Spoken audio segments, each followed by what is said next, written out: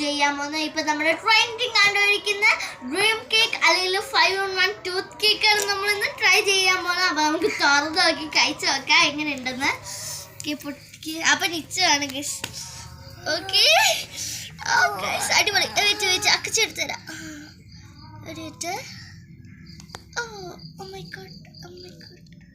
കഴിച്ചു നോക്കാം.